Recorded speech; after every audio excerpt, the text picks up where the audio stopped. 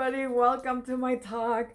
It is freezing cold here, but I'm giving you my little summary for the 5-second rule.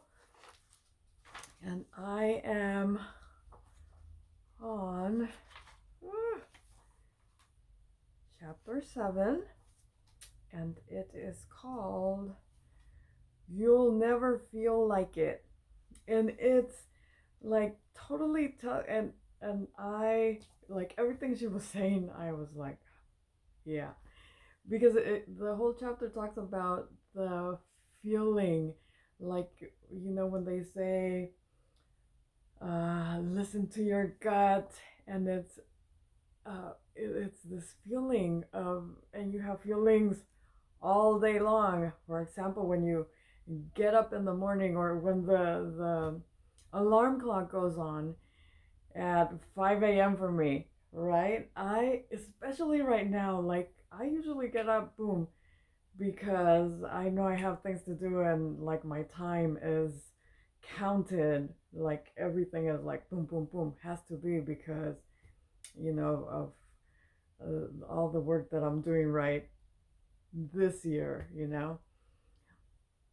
But anyhow, but right now, for example, it's cold, and I didn't get up till 6.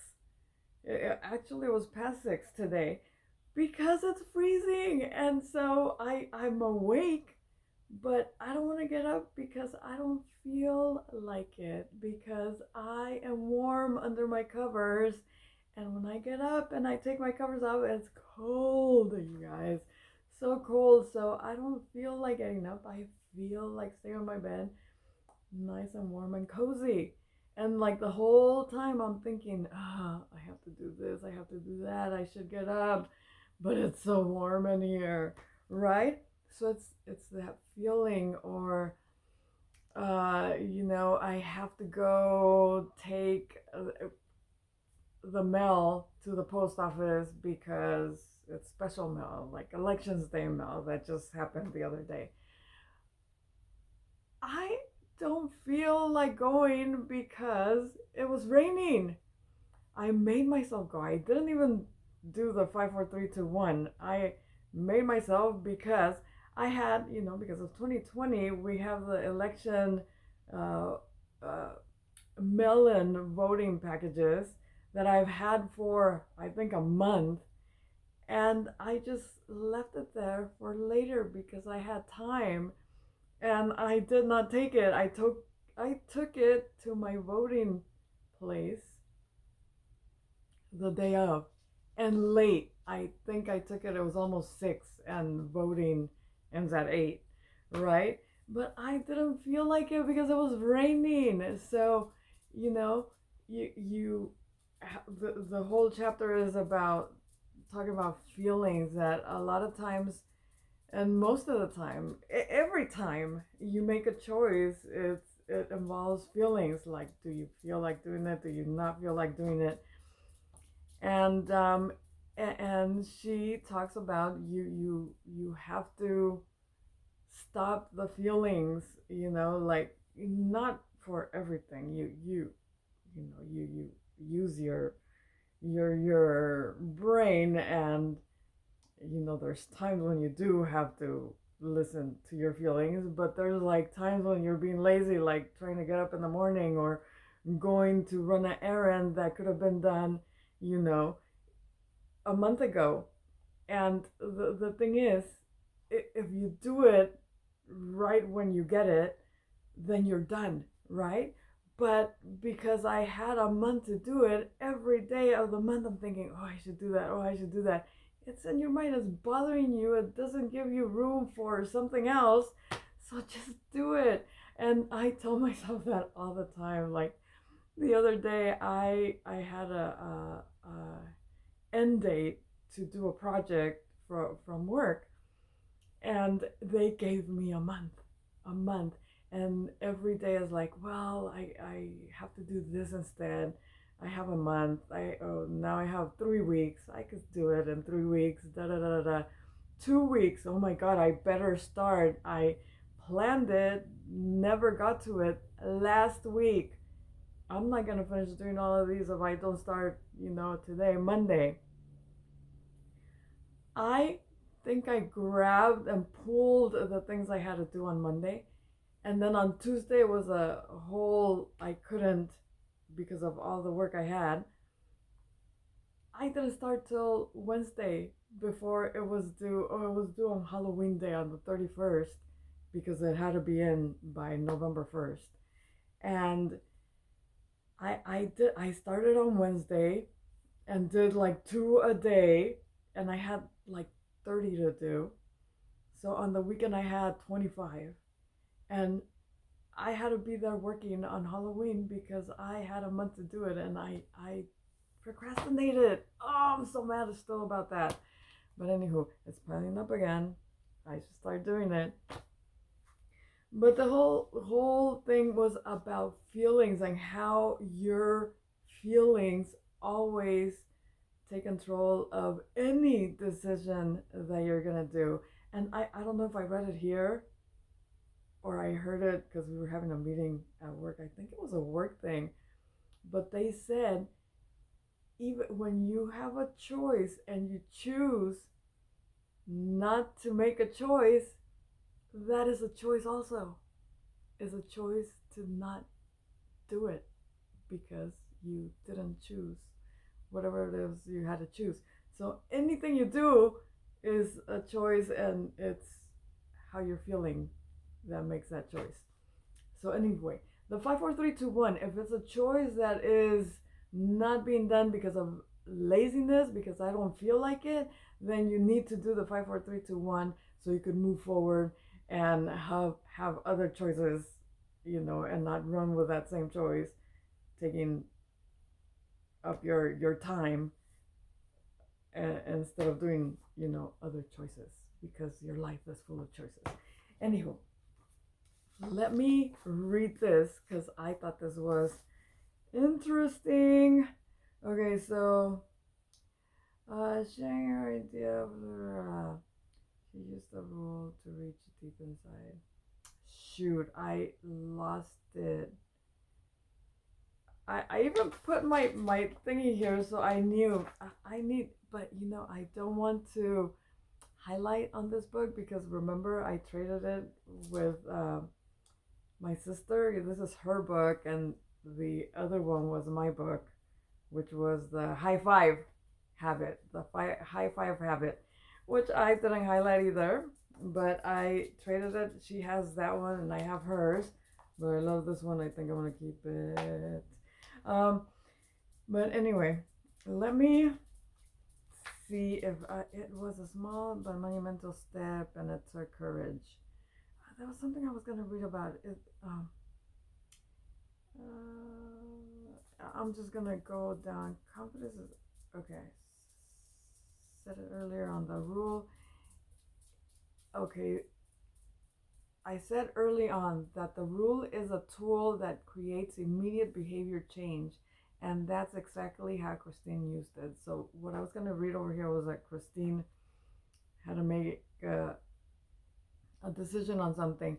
Oh, that's she used the rule to reach deep inside her. It was a small, but and the rule is how. Okay, I think this is it. The rule is how she took a risk and was able to apply the advice that we all know works. It was how she learned in a Sheryl Sandberg urge. No, that's not what I wanted to read. But let me tell you, I remember. She, it says that it doesn't, and I think I said it on the last chapter, it doesn't. So she was in a meeting and she's supposed to raise her hand and she couldn't because she's shy, but she raised her hand and she gave her idea to her, to a group of people, and they all turned to look at her and she was devastated, but she said it anyway. And they said that the point is not the idea that she shared, the point is that she shared an idea because that's going to help in her. So I was going to say self-esteem, but it was something else. I'll probably say it further in here. But the important thing is not what you say or your ideas that you give. The important thing is that you increase your confidence. I think that's the word that they use. Your confidence, just letting you know that you are able to give your idea, give it to the other people, and that you could do it. It gives you confidence that you could do this again, that you could blurt out your opinion, that you count. Look, I'm gonna read this. Confidence is a skill that you build through action.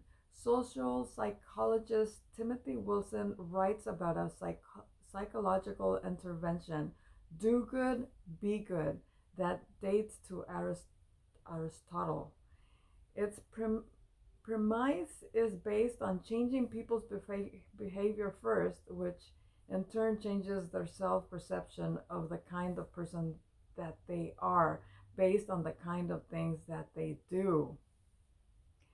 This is precisely why the 5-second rule is your ally. It is a tool for action and for behavior change aligned with your goals and commitments. It is not a tool for thinking, and at the end of the day, you are going to need to do more than think if you want to change your life. So yeah, you don't think, I'm going to do the 5, 4, 3, 2, 1. You know there's something you have to do or an idea you have, and you go for it. You don't let yourself, talk yourself out of it. You think about it and you do it. 5, 4, 3, 2, 1. Start. Dial that phone number. Start typing. Write. Start the video. Whatever it is, just do it. It's gonna give you confidence. That's what it says in the book. It's a tool for confidence. The 5, 4, 3, 2, 1 rule is a tool to help you gain confidence in yourself, because it's gonna make you do things that you would have talked yourself out of had you not, just threw yourself out there to do it.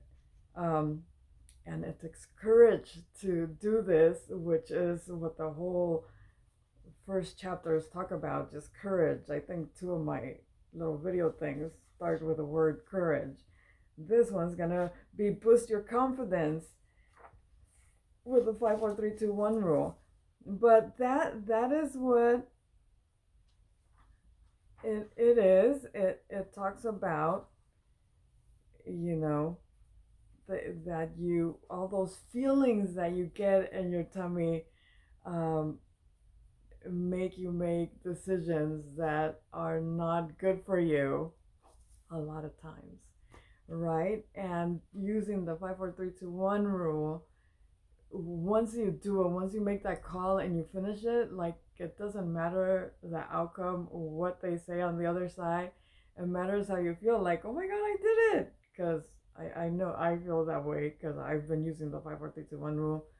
Not all the time, as you saw in my earlier stories of the day. But and things that have to be like immediate, like I'm scared, like, oh my god, let me just 5, 4, 3, 2, 1, just do it. So don't even think about it. Like, I should have, I could have. No, you didn't do it before. Now just move forward and do it now. So that is pretty much the summary of this chapter. Don't be lazy. Do 5, 4, 3, 2, 1 and do it. So I'll start getting up at 5 again, even if it's cold, and maybe I'll turn on a heater or something. I have a heater in my room. I don't know. I guess I have to 5, 4, 3, 2, 1 get up and turn it on, right? With that, I leave you, and I will give you chapter 8, which chapter 8 next week is how to start using the rules. So all of these 7 chapters were like how it's helped other people, Now we're going to start the nitty gritty, and chapter 8 is how to start using the rules. So I'm excited about that. because I'm already using it. It's already helping me, and it's all I've heard so far. Not even know how to use the rule yet because I haven't read chapter 8. Stay tuned next Thursday so you could know what I learned about the 5-second rule from chapter 8.